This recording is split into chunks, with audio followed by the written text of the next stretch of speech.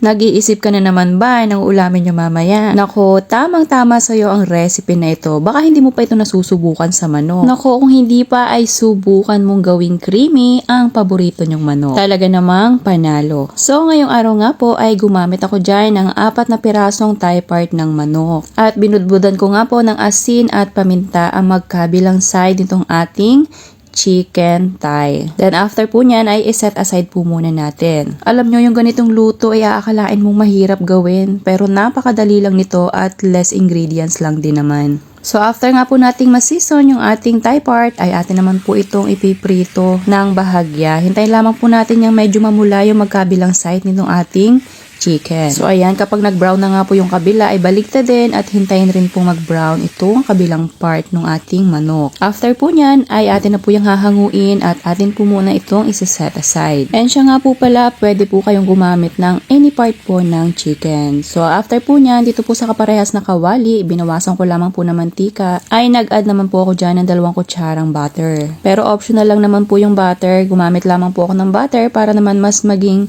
malasa pa yung ating lulutuin ngayong araw. So after ko nga po magisa ang bawang at sibuyas ay isinunod ko naman itong 200 grams ng mushroom. Bali 2 pack po ng mushroom yung aking ginamit na tig 100 grams. Pero yung ating po kompletong sangkap ay ilalagay ko na lamang po ulit sa comment section. So ayan, nag-add din po ako ng 1 kutsarang toyo. Akin po muna yung hinalu-halo at hinayaang magisa ng bahagya. At pagkatapos nga po noon ay inilagay ko na dito yung ating bahagyang pinapulang manok kanina. At maglalagay po tayo dito ng 1 tasang tubig.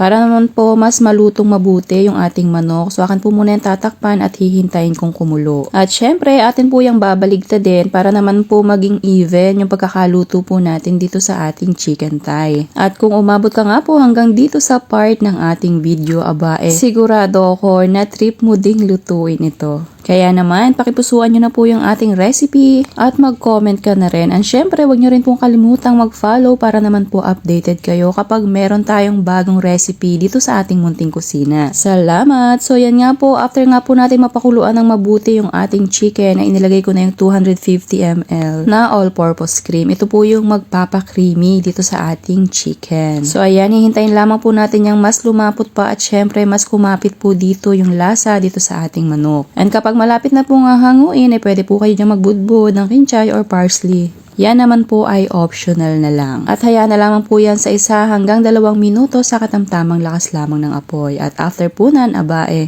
ready to serve na itong ating creamy chicken with mushroom.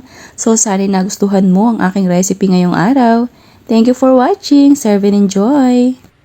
Oy, let's eat na!